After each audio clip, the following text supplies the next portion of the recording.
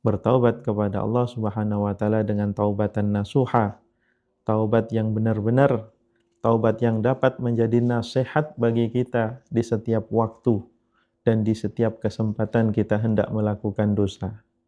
Disebutkan bahwa taubatan nasuha itu adalah taubat yang benar-benar memberikan bekas di dalam jiwa kita. Ketika hendak melakukan kembali, taubat itu akan mengingatkan kita untuk uh, menahan diri kita dari melakukan dosa yang sama.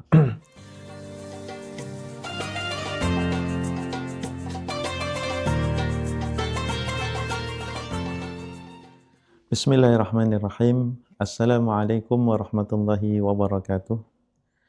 Alhamdulillahi wa kafa, wassalatu wassalamu ala sayyidina Muhammadinil Mustafa wa ala alihi wa ashabihi ahli sidqi wal wafa wa ala man ittaba'ahum bi ihsanin ila yaumil qiyamati wa man tamassaka bil huda. Amma ba'du, pemirsa Kafah Channel yang dirahmati oleh Allah Subhanahu wa taala, berbahagia kita bertemu kembali dengan bulan Ramadan. Tentu karena bulan Ramadan ini menjanjikan sebuah pembebasan yang besar, pembebasan hamba-hamba Allah Subhanahu wa taala dari dosa. Sebagaimana disebutkan di dalam hadis, man shoma Ramadan imanan wahtisaban ghufira lahu ma taqaddama min dzambih. Wa fi riwayatin man qama Ramadan imanan wahtisaban ghufira lahu ma taqaddama min dzambih. Bahwasannya barang siapa yang Siyam Ramadan, dan di riwayat yang lain menyebutkan Qiyam Ramadan, yaitu menghidupkan malam Ramadan dengan salat malam, maka Allah Subhanahu wa taala akan berkenan mengampuni dosa-dosa hamba tersebut yang telah lalu. Disinilah kebahagiaan seorang muslim, sebab yang namanya dosa itu adalah sesuatu yang sangat menakutkan, sesuatu yang akan mendatangkan kesialan, sesuatu yang akan mendatangkan penderitaan. Sebab bagaimanapun dosa itu pasti akan dihukum oleh Allah, akan mendatangkan hukuman dari Allah Subhanahu wa taala. Ada beberapa kemungkinan kita tidak dihukum oleh Allah atas dosa-dosa kita. Pertama, barangkali itu dosa-dosa kecil yang kemudian dapat terampuni secara otomatis dengan kita beramal dengan amalan soleh. Sebagaimana disebutkan juga di dalam hadis bahwasannya as-salawatul khamsu wal jumu'atu ilal jumu'ati wa ramadhanu ila ramadhana mukaffiratun lima bainahunna. Bahwa salat 5 waktu, ibadah salat Jumat, dan ibadah puasa itu dapat menggugurkan dosa-dosa yang ada di antara itu semua. Nah, dosa-dosa apa yang digugurkan di sini adalah dosa-dosa kecil atau dosa yang bukan termasuk dosa besar. Apakah yang menunjukkan atau mana bagian hadis itu yang menunjukkan bahwa yang terampuni adalah dosa-dosa kecil? Yaitu lanjutan daripada hadis ma ujutuni batil kabair, selama dosa-dosa besar itu dihindari. Sehingga difahami bahwa dosa-dosa yang diampuni di situ adalah dosa-dosa kecil. Masyiral hadirin, para pemirsa yang dirahmati oleh Allah Subhanahu wa taala, lantas dengan dosa-dosa besar apa yang harus kita lakukan? Yaitu dengan bertaubat. Bertaubat kepada Allah Subhanahu wa taala dengan taubatan nasuha, taubat yang benar-benar, taubat yang dapat menjadi nasihat bagi kita di setiap waktu dan di setiap kesempatan kita hendak melakukan dosa.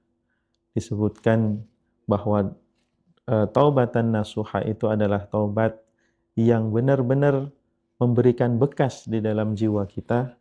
Ketika hendak melakukan kembali, taubat itu akan mengingatkan kita untuk menahan diri kita dari melakukan dosa yang sama. Para pemirsa yang dirahmati oleh Allah Subhanahu wa taala.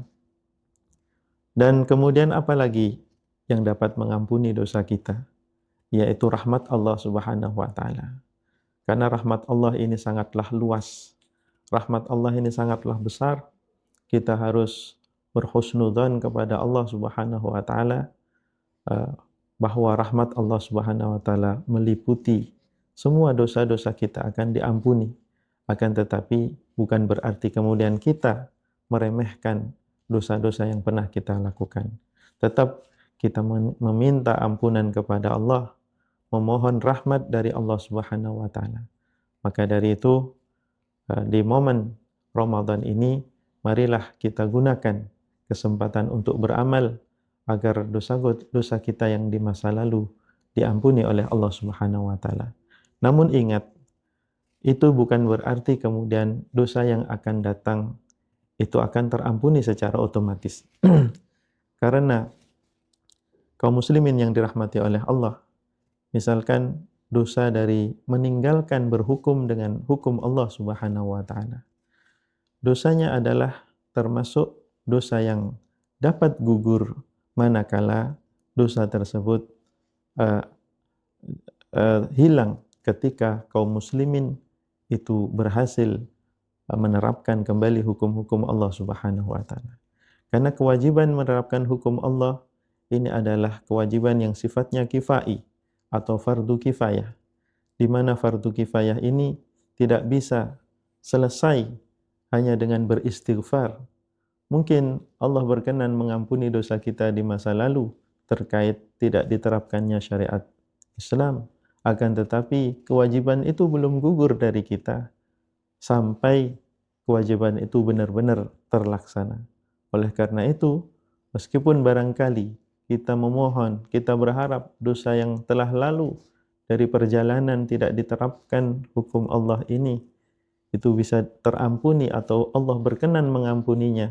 Akan tetapi kewajiban ini masih berlaku bagi kita. Jika kita abai di hari ini dan di hari esok, maka dosa itu akan tetap terus mengenai atau menimpa kita semua.